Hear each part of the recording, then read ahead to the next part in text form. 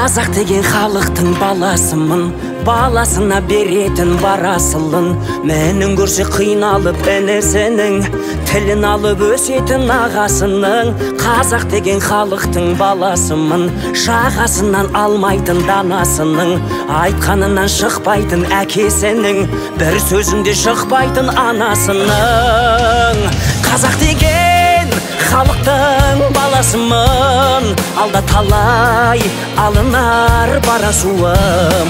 Арман жолым, жүрерім бақыт жолы, мүмкін емес сол жолда адасуым.